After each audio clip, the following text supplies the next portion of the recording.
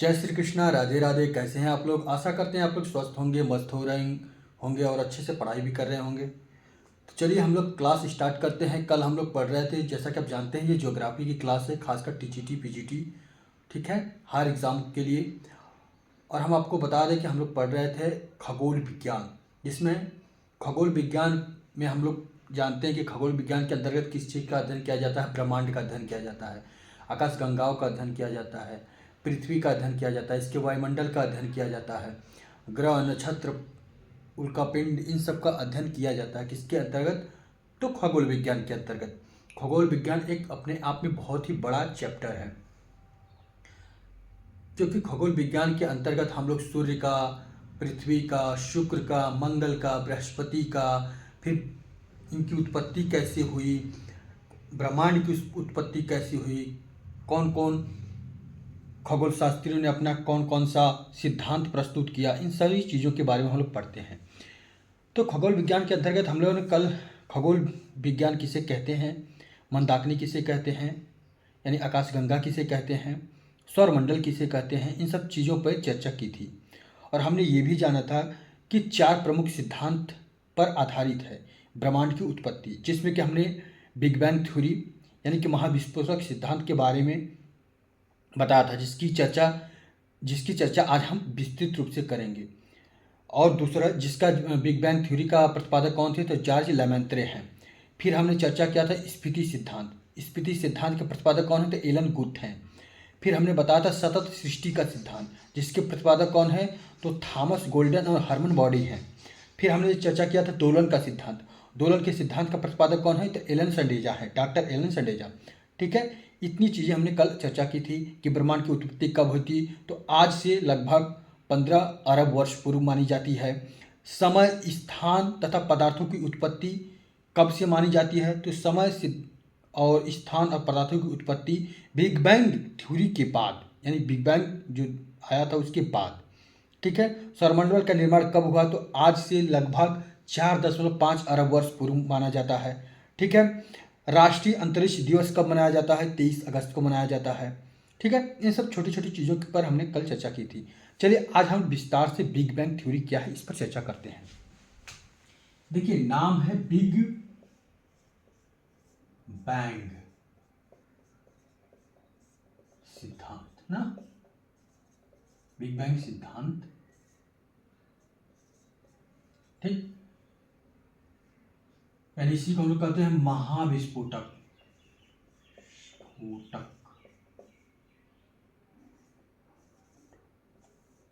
सिद्धांत,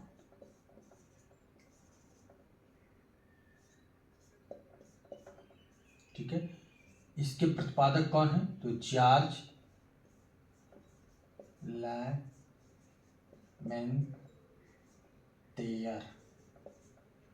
लेमेंत्रे इसके क्या है, प्रतिपादक हैं।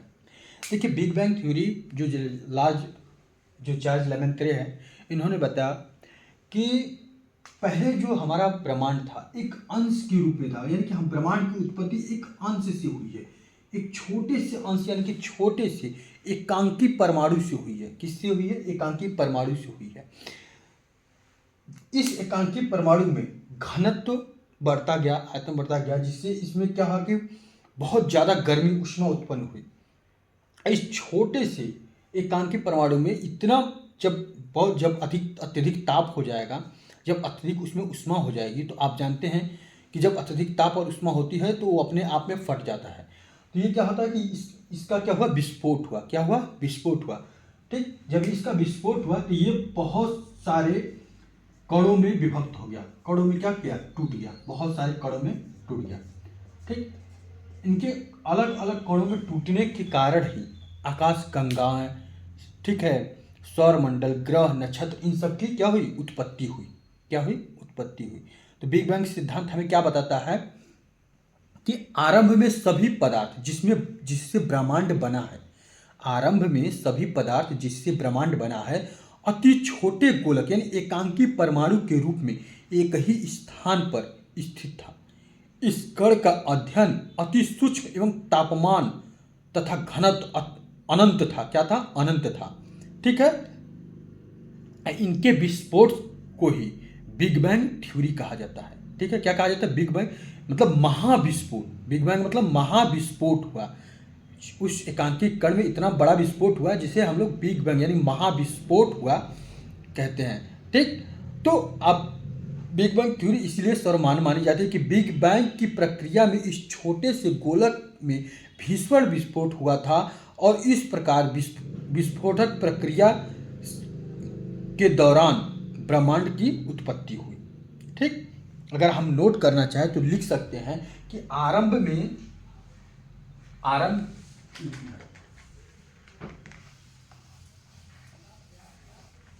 ठीक है, अगर आप नोट करना चाहें तो कह सकते हैं कि आरंभ में सभी पदार्थ जिनसे ब्रह्मांड बना है, आरंभ में सभी पदार्थ जिनसे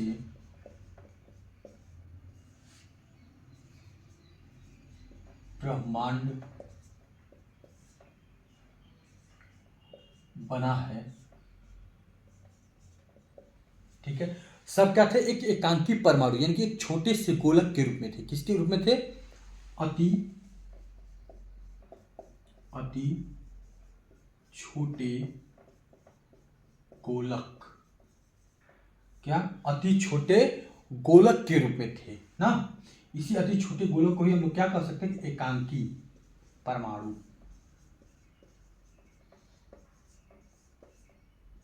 के रूप में थे।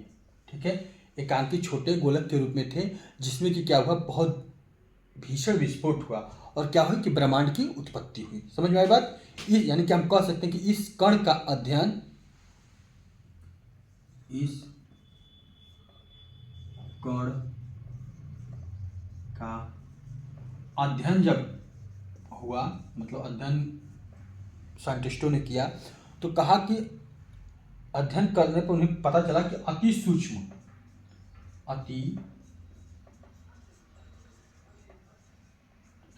इस कण का अध्ययन अति सूक्ष्म, ठीक है, एवं तापमान तथा घनत्व अनंत था। जब इसका अध्ययन किया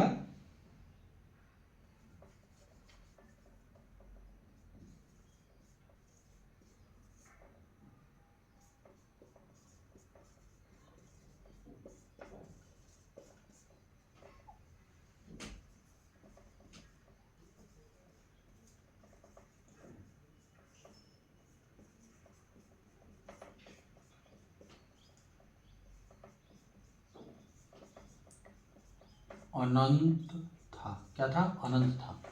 ठीक है, अनंत था, जिसमें बहुत बड़ा विस्फोट हुआ और इसी विस्फोट से ब्रह्मांड की उत्पत्ति हुई।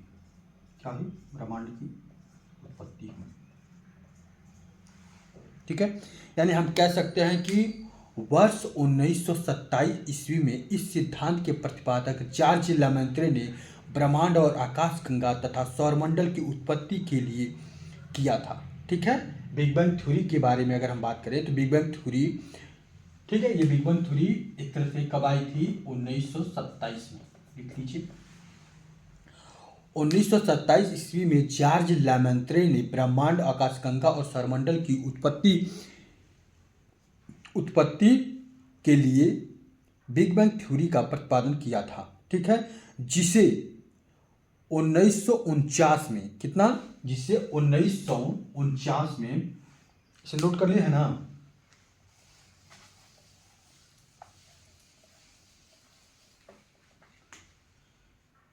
और जिसे 1949 में, ठीक है, जिसे 1949 में फ्रेडल होयल ने बिग बैंग की संज्ञा दी। कौन? फ्रेड होयल ने बिग बैंग की संज्ञा दी। बिग बैंग, इनके सिद्धांत को, बिग बैंग की संज्ञा किसने दी? तो फ्रेड होयल ने। किसने दी थी? फ्रेड होयल ने। ठीक है, बाद में, इसके बाद रॉबर्ट वेगनर ने 1967 में इसके बाद रॉबर्ट वेगनर महोदय ने 1967 सही तो है 1967 में क्या किया 1967 में रॉबर्ट वेगनर ने इसका और ज्यादा विस्तार से इसका मतलब व्याख्या किया। क्या क्या इसका व्याख्या की, क्या किया व्याख्या किया, विस्तार से क्या क्या व्याख्या किया। ठीक है, ये बहुत ही इंपॉर्टेंट है। ये सब पूछता है कि बिग बैंग की संज्ञा किसने दी, तो फ्रीडल होयल ने। बिग बैंग थ्योरी के प्रतिपादक कौन थे, तो जॉर्ज लेमेंत्रे हैं। जॉर्ज लेमेंत्रे यानी बिग बैंग थ्योरी का व्याख्या या विस्तार से किसने स्पष्ट किया, तो रॉबर्ट वेगनर ने। कब किया था, तो 1967 में। फ्रीडल होयल ने बिग बैंग की संज्ञा कब दी थी, तो 1949 में। ये बहुत ही इंपॉर्टेंट चीज है। ठीक, वह अवस्था जब संपूर्ण ब्रह्मांड एक गर्म एवं सघन बिंदु के रूप में था। जब हमारा संपूर्ण ब्रह्मांड एक सघन बिंदु के रूप में था, गर्म और सघन बिंदु के रूप में था, यानी कि आज से लगभग 15 अरब वर्ष पूर्व। ठीक, यानी कि एक केंद्र के रूप में था। कैसा था, एक केंद्र के रूप में था। ठीक है, जिसमें कि बहुत बड़ा विस्फोट हुआ, जिसे कि ब्रह्मांड विस्फोट या बिग बैंग की उपमा दी गई। ठीक है, इसके साथ ही समय, स्थान, पदार्थ की उत्पत्ति हुई। क्या हुई, उत्पत्ति हुई। इसके बाद जब इसमें बिग बैंग थ्योरी जब हो गई, ठीक है, इसके बाद समय, स्थान, पदार्थ की उत्पत्ति हुई। ठीक है, समय, पदार्थ, स्थान की उत्पत्ति हुई। ठीक है, विस्फोट के, ठीक है, जब विस्फोट जब हो गया, जब विस्फोट हुआ, जब जानते हैं कोई चीज विस्फोट होता है तब उसका शेप भी बदल जाता है। ठीक है, यानी कि जब इसका विस्फोट प्रारंभ हुआ तो उस समय इसका जो आकार किस आकार में हुआ, तो वॉलीबॉल के आकार का। किस आकार में हुआ, वॉलीबॉल। ठीक है, वॉलीबॉल। ठीक, जब ये विस्फोट होने के समय जब हुआ तो उस समय इसका आकार कैसा हो गया था, वॉलीबॉल की तरह। ठीक, यानी कि जो बाद में एक आग के गोले के रूप में, मतलब जब विस्फोट होगा तो उसका मतलब जब अत्यधिक विस्फोट होगा तो इसमें अधिक ऊष्मा छोड़ेगा, इसकी वजह से वो आग के गोले की तरह दिखेगा। कैसा दिखेगा, आग के गोले की तरह। ठीक है, यानी कि आग के गोले की तरह, फायर बॉल की तरह। ठीक है, जिसका अगर अर्धव्यास की बात करें, अगर इस बॉल के अर्धव्यास की बात करें तो 10 लाख, क्या था, 10 लाख। ठीक है, इसके अर्धव्यास की बात करें तो 10 अरब लाख मील, 10 अरब मील। ठीक है, इसका व्यास क्या होगा, 10 अरब मील। अग्निबाल के पश्चात जब ब्रह्मांड की आयु, यानी कि जब अग्निबाल की मतलब अवस्था में जब हुआ, इसके पश्चात, ठीक, ब्रह्मांड की आयु यानी 1 सेकंड की हुई। कितनी हुई, 1 सेकंड की। ब्रह्मांड की आयु कितनी हुई, 1 सेकंड। भाई जब बढ़ेगा तो यानी कि उसकी आयु अब यहीं से शुरू हो गई ना, यानी कि उस समय 1 सेकंड की थी। और उसका ताप कुछ कम हुआ। क्या हुआ, धीरे धीरे कुछ कम। भाई जब विस्फोट होगा तो इसमें थोड़ा सा अब धीरे धीरे ठंडा होगा ना, अब हमेशा तो गर्म रहेगा नहीं। जब कुछ कम हुआ तो मूल कण तथा प्रतिकण की उत्पत्ति हुई। किसकी उत्पत्ति हुई, मूल कण तथा प्रतिकण की उत्पत्ति हुई। मूल कण और प्रतिकण की उत्पत्ति कब हुई, जब वॉलीबॉल के रूप में होके जब इसमें विस्फोट होता है। ठीक है, जिस वॉलीबॉल मतलब ये जब क्या होते हैं, अल्प समय में जब बिंदु विस्तृत होकर वॉलीबॉल के आकार का हो गया, जो बाद में एक आग के गोले के सदृश की अवस्था के पश्चात जब ब्रह्मांड क्या हुआ, जब ये हमारा ब्रह्मांड 1 सेकंड का हुआ, ठीक है, तो कुछ ठंडा हुआ, कुछ समय, कुछ ही सेकंड बाद कुछ ठंडा हुआ। जब वो ठंडा हुआ तो उस समय उसके मूल कण की उत्पत्ति हुई। किसकी उत्पत्ति हुई, मूल कण की। मूल और प्रतिकण की उत्पत्ति हुई, प्रतिकण की उत्पत्ति हुई। ठीक है, मूल और प्रतिकणों की उत्पत्ति हुई। अब ये मूल कण यानी कि हम कह सकते हैं पार्टिकल और एंटी पार्टिकल की उत्पत्ति हुई, जो आगे चलकर यही मूल कण परमाणु कहलाए। क्या कहलाए, परमाणु कहलाए, या फिर परमाणु का निर्माण की। क्या किए, परमाणु का निर्माण किए। विस्फोट के 1 मिनट बाद, ठीक है, विस्फोट के 1 मिनट बाद ब्रह्मांड और भी विस्तृत और भी मतलब और भी ज़्यादा विस्तृत होकर एक बड़ा ताप नाभिकीय रिएक्टर हो गया। ठीक है, नाभिकीय रिएक्टर हो गया।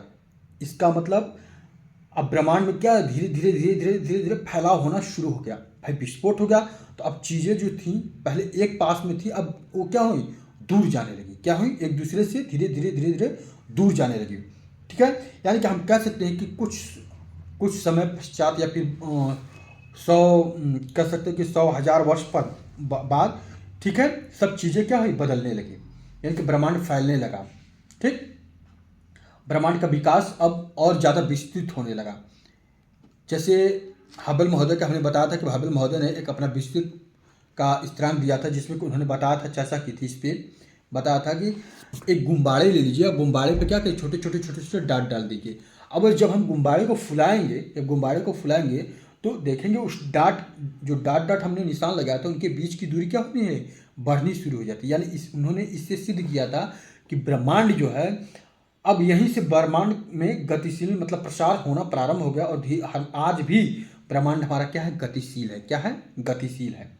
ठीक है, अब जब बिग बैंग थ्योरी हुई, जब महाविस्फोट हुआ, ठीक है, तो महाविस्फोट के एक समय बाद जब मूल कणों की उत्पत्ति हुई, यही मूल कण परमाणु का निर्माण किए, फिर कुछ अरब वर्ष पश्चात हाइड्रोजन और हीलियम के बादल संकुचित होकर आकाश गंगाओं तथा तारों का निर्माण करना प्रारंभ कर दिए।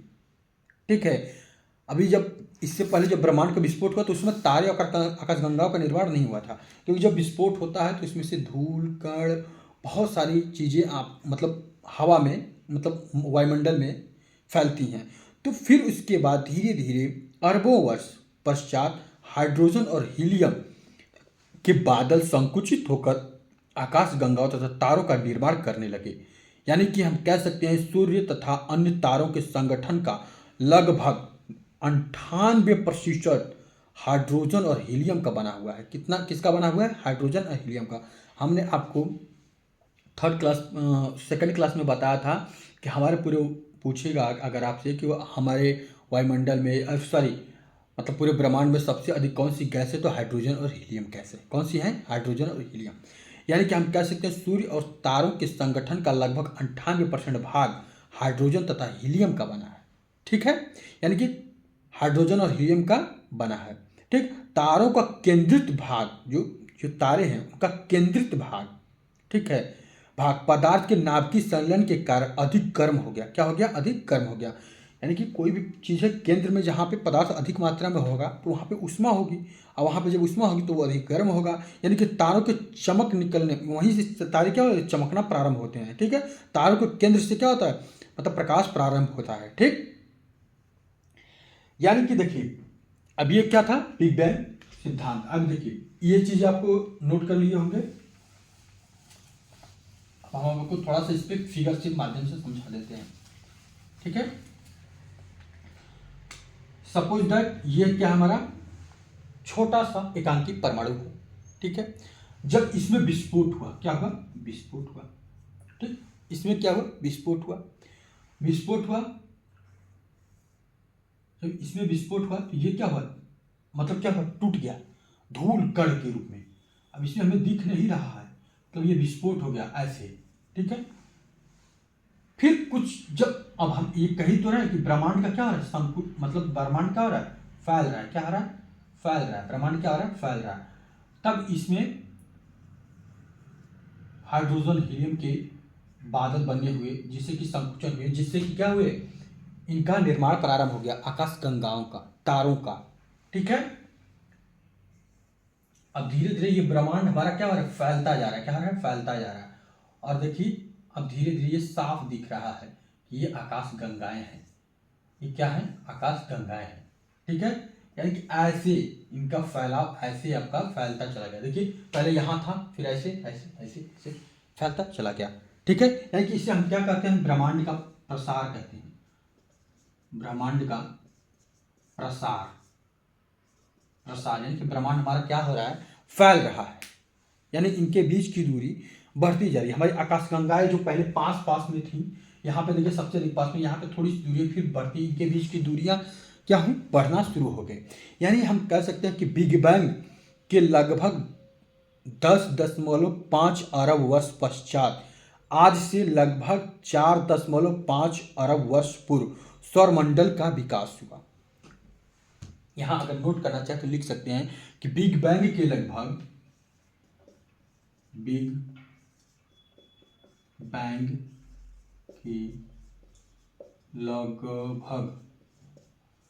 10.5 अरब वर्ष पश्चात, ठीक है, या फिर आज, इसका मतलब अर्थात आज से, देखिए 15 वर्ष पहले हुआ था, आज से 15 अरब वर्ष पूर्व, यानी कि बिग बैंग के लगभग 10 अरब वर्ष पश्चात, और आज से 4.5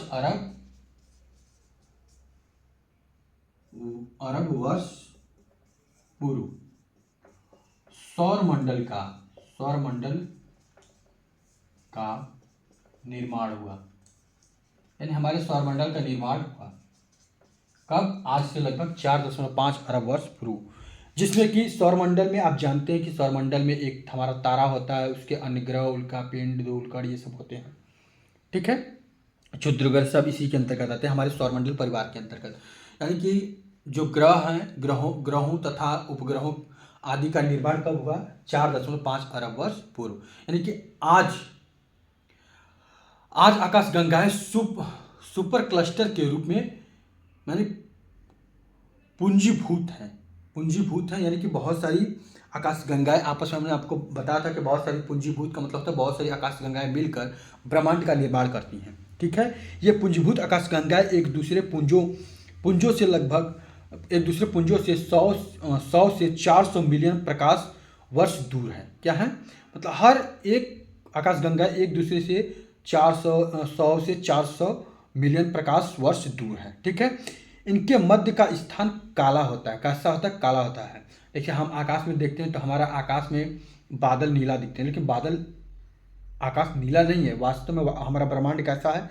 काला है, ठीक है। ये हमारे, जब आप साइंस पढ़ते होंगे तो प्रकाश की किरणें जानते हैं ना, विज्ञान थ्योरी, जिसमें कि रेड, ब्लू, ब्लैक का किसका प्रकटन ज़्यादा होता है, किसका कम होता है, ठीक है। इनकी वजह से हमारा आकाश मतलब नीला दिखता है, लेकिन वास्तव में हमारा आकाश कैसा है? तो हमारा आकाश कैसा है? ब्लैक है। क्यों ब्लैक? इनके बीच की दूरी में जो गैप रहता है वहाँ पे अंधेरा ब्लैक रहता है, ठीक है। इनके मध्य का स्थान काला होता है। अपने निर्माण काल के समय से प्राप्त आवेग के कारण इनके मध्य की दूरी, मतलब जब इनका निर्माण हुआ तभी से इनके में आवेग उत्पन्न हुआ था, गतिशील हुआ था, तभी से ये क्या है, इनके बीच की दूरी क्या हुई? बढ़ती जा रही है, ठीक है।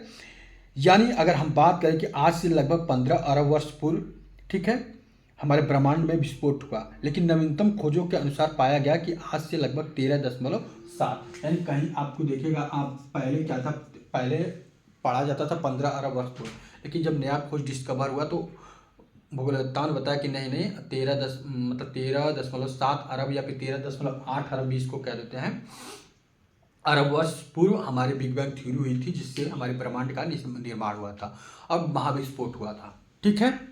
कोई दिक्कत? ये था हमारा क्या? Big bang theory. और जो हमारे अमेरिकी खगोलविद थे एडविन हब्बल ने हमें बताया कि आकाशगंगाओं के बीच की दूरी बढ़ रही है, ठीक है।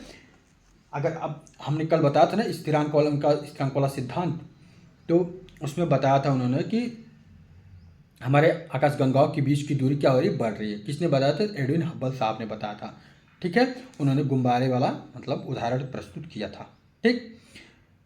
अब उसके बाद, अब ये समझ गए, इससे आपको कोई दिक्कत, कोई परेशानी होनी नहीं चाहिए, ठीक।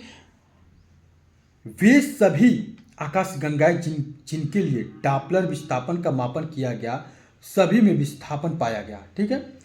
देखिए, एक डॉपलर प्रभाव है, डॉपलर प्रभाव से ही पता चलता है कि किसके बीच की दूरी बढ़ रही है या किसके बीच की दूरी घट रही है, ठीक। ये क्या चीज़ था? हमारा बिग बैंग थ्योरी। अब आते हैं स्फीति का सिद्धांत। अब हम पढ़ेंगे स्फीति का सिद्धांत। स्फीति का सिद्धांत किसने दिया था? इसके प्रतिपादक को हम लोग देख लेते हैं। स्फीति का सिद्धांत,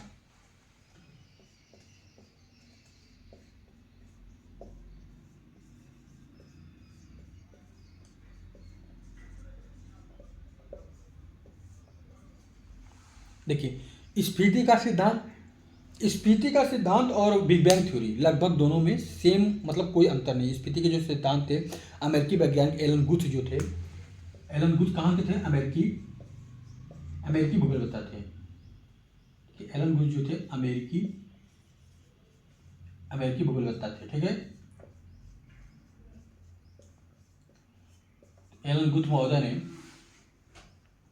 ठीक है, 1980 ईस्वी में, कब? 1980 ईस्वी में, ठीक है, 1980 ईस्वी में स्फीति का सिद्धांत प्रस्तुत किया था। उनके अनुसार, ठीक है, इनके अनुसार ब्रह्मांड के द्रव्यमान के घनत्व की तुलना, ठीक है, इनके अनुसार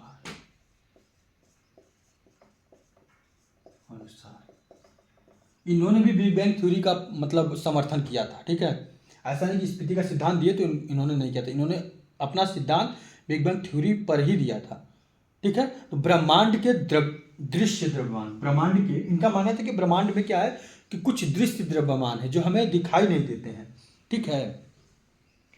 बिग बैंग थ्योरी के बाद इन्होंने बताया था कि कुछ दृश्य द्रव्यमान है जो हमें दिखाई नहीं देते हैं, ठीक है। तो ब्रह्मांड के दृश्य द्रव्यमान,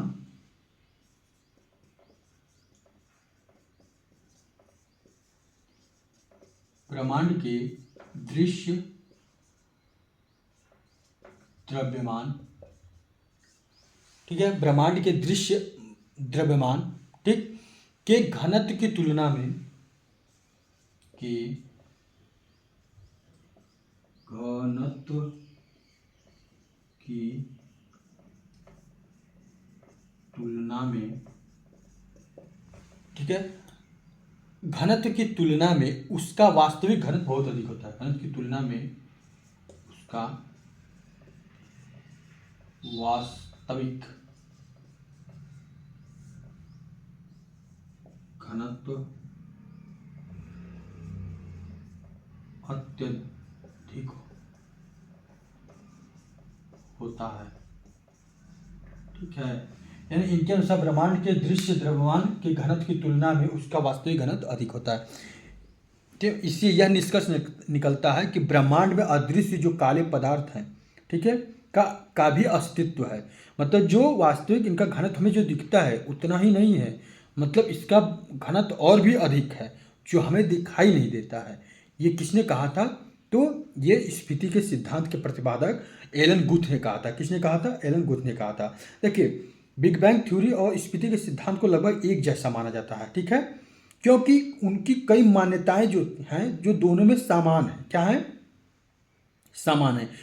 इसमें अंतर मात्र इस तथ्य, इसमें बस छोटा सा अंतर यह है कि इन्होंने कहा था कि विशालकाय अग्निपिंड के विस्फोट के 1 सेकंड के अंदर किस प्रकार की घटनाएं घटी थी। इन्होंने इस चीज़ पर चर्चा की थी कि जब ब्रह्मांड का जब विस्फोट हुआ, ठीक है, तो विशालकाय विस्फोट के 1 सेकंड के अंदर किस प्रकार की घटना हुई, इसी को स्फीति के सिद्धांत हमें बताता है। यानी स्फीति के सिद्धांत के अनुसार विशालकाय अग्निपिंड के जोरदार विस्फोट के बाद, क्या जोरदार विस्फोट के बाद अति अल्प काल में ब्रह्मांड का असाधारण त्वरित गति से फैलाव हुआ, ठीक है। ये कौन कहता है? स्फीति के सिद्धांत कहते हैं, ठीक। इस प्रक्रिया के दौरान 1 सेकंड में अल्पांश के अंतर्गत ब्रह्मांड के आकार में कई गुना वृद्धि हुई, ठीक। बाद में काले पदार्थ के समूहन से आकाशगंगाओं का निर्माण हुआ, ठीक। इनके विस्फोट से जनित पदार्थों के समूहन से निर्मित पिंडों द्वारा तारों का निर्माण हुआ तथा तारों के विस्फोट से उत्पन्न पदार्थ के समूहन एवं संगठन से ग्रहों का निर्माण हुआ। ये किसने कहा था? तो स्फीति के सिद्धांत ने कहा था, ठीक है। आइए कुछ लिख लेते हैं। देखिए, इनके अनुसार क्या था? ब्रह्मांड में दृश्य, ठीक। अब देखते हैं दोनों क्या है। दोनों में समानताएं, काफी समानताएं देखने को मिलती हैं, ठीक है। दोनों में कोई बिल्कुल अंतर नहीं है, ठीक है।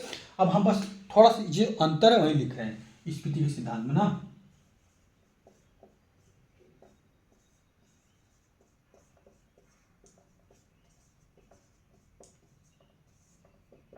आप लोग को जहाँ भी समझने में प्रॉब्लम हो, जो हम या फिर हमारी लैंग्वेज समझने में प्रॉब्लम हो, तो हमें कमेंट करके जरूर हमें अवगत कराएं, ठीक है।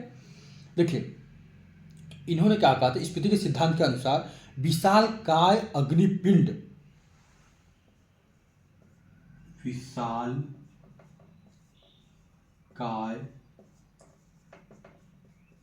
अग्नि पिंड ना, विशाल काय अग्निपिंड के विस्फोट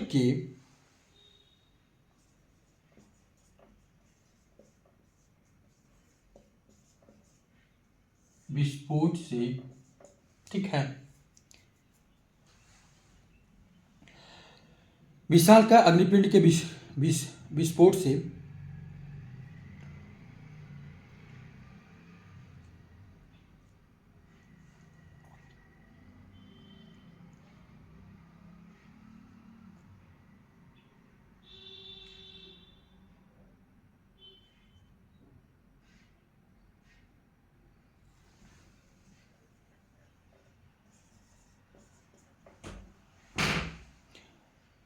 ठीक है, विस्फोट के बाद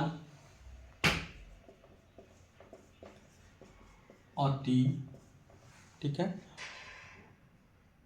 किसी का कमेंट आया है, चलिए ठीक है, अति अल्पकाल में ब्रह्मांड का, अति अल्पकाल में ब्रह्मांड का, ठीक है, असाधारण त्वरित गति से फैला हुआ, असाधारण त्वरित गति से फैलाव हुआ, ठीक है, असाधारण त्वरित गति से क्या हुआ, फैला हुआ, इसी प्रक्रिया के द्वारा, ठीक है, ब्रह्मांड, ठीक है, इसी प्रक्रिया के दौरान, इस प्रक्रिया के दौरान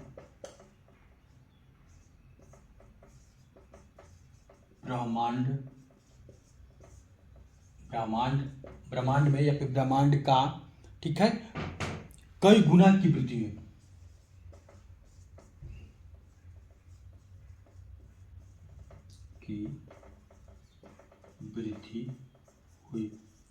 ठीक है, कई गुना की वृद्धि हुई, ठीक है। उसके बाद इस विस्फोट से जनित पदार्थों, मतलब इस विस्फोट से जितने भी पदार्थ हुए,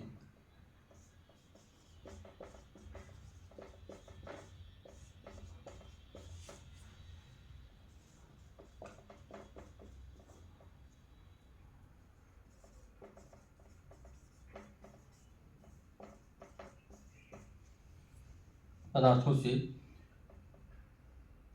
आकाशगंगा, सौरमंडल और तारों का निर्माण हुआ,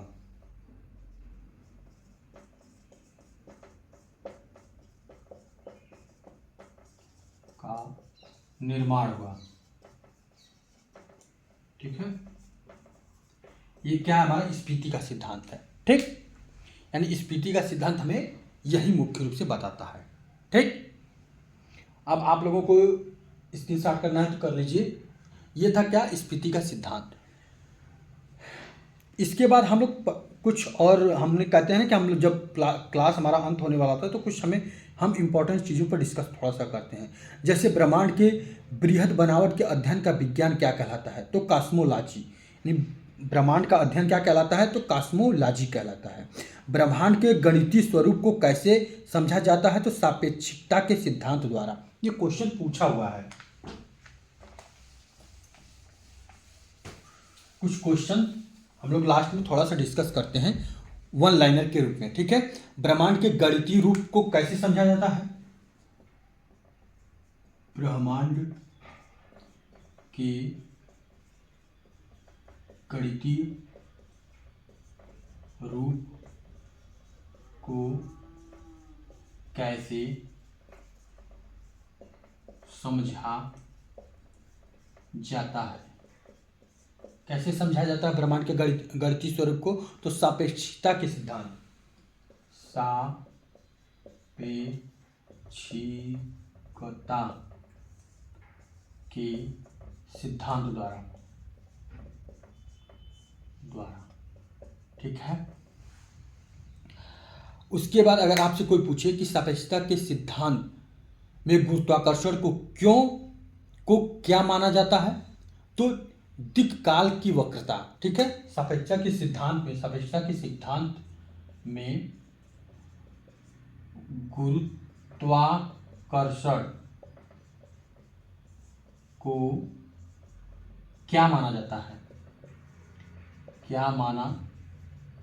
है? जब ये आपसे कोई पूछे तो आपका सिंपल सा जवाब होना चाहिए क्या? दिक्काल, ठीक है। दिक्काल क्या? वक्रता, दिक्काल की वक्रता।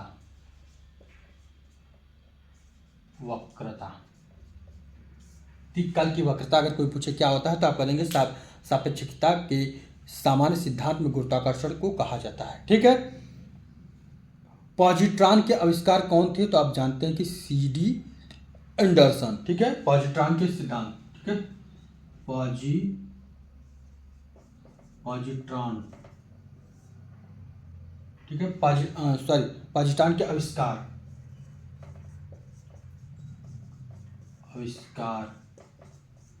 किसने किया था? पॉजिट्रॉन के आविष्कार किसने किया था? तो आप कहेंगे CD एंडरसन,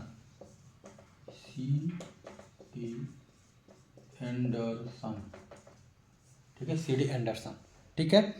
यदि कोई अंतरिक्ष पिंड प्रकाश के वेग से गतिमान हो तो उसका द्रव्यमान कितना होगा? तो अनंत होगा। यदि कोई अंतरिक्ष पिंड प्रकाश के वेग से गतिमान हो, यानी जिस वेग से प्रकाश चल रहा है उसी वेग से वो भी गतिमान है, तो उसका द्रव्यमान कितना होगा? तो अनंत होगा। पदार्थ की उत्पत्ति अंतरिक्ष काल में किसके कारण हुई थी? तो वक्रता के कारण हुई थी, ठीक है। अगर कोई पूछे आपसे कि पदार्थ की उत्पत्ति अंतरिक्ष काल में किसके कारण हुई थी, तो वक्रता के कारण हुई थी। किसके कारण हुई थी? वक्रता के कारण हुई थी। यदि किसी वस्तु में द्रव्यमान या ऊर्जा है, ठीक है, यदि किसी वस्तु में द्रव्यमान और ऊर्जा है तो वस्तु सदैव कैसे चलती है? तो सदैव वक्र रेखा में चलती है। कैसे चलती है? वक्र रेखा में। यदि किसी भी वस्तु में द्रव्यमान है, ऊर्जा, तो वो कैसे चलेगी? तो वक्र रेखा में चलेगी। पदार्थ की उत्पत्ति अंतरिक्ष काल में किसके कारण हुई? तो वक्रता के कारण ही हुई थी, ठीक है। अब प्रकाश की गति से कोई पिंड चल रहा है तो उसकी द्रव्यमान कितना होगा? तो उसका द्रव्यमान अनंत होता है। क्या होता है? अनंत होता है। गुरुत्वाकर्षण का अस्तित्व अंतरिक्ष काल में किसके कारण होता है? गुरुत्वाकर्षण जो है, गुरुत्वाकर्षण का अस्तित्व यानी गुरुत्वाकर्षण कैसे बना हुआ है? तो वक्रता के कारण। क्योंकि कोई भी पिंड है उसमें अगर गुरुत्वाकर्षण है तो उसके चारों तरफ चक्कर लगाता है, यानी कि ये किसके कारण उत्पन्न है, किसके कारण अस्तित्व है? तो वक्रता के कारण ही हम पहचानते हैं कि ये इसका चक्कर लगा रहा है, यानी कि ये इसके अंदर कोई ना कोई एनर्जी है जो एक दूसरे को बांधे हुए है। वो एनर्जी को ही हम लोग क्या कहते हैं? गुरुत्वाकर्षण कहते हैं। क्या कहते हैं? गुरुत्वाकर्षण कहते हैं, ठीक है। सर्वप्रथम टेलीस्कोप का निर्माण किसने किया था? तो गैलीलियो ने किया था। सर्वप्रथम टेलीस्कोप का निर्माण किसने किया था? तो गैलीलियो ने किया था 1610 ईस्वी में, ठीक है।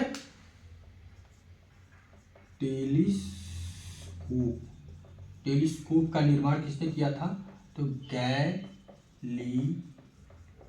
ने। कब? 1610 में, ठीक है। कब किया था? तो 1610 ईस्वी में किया था।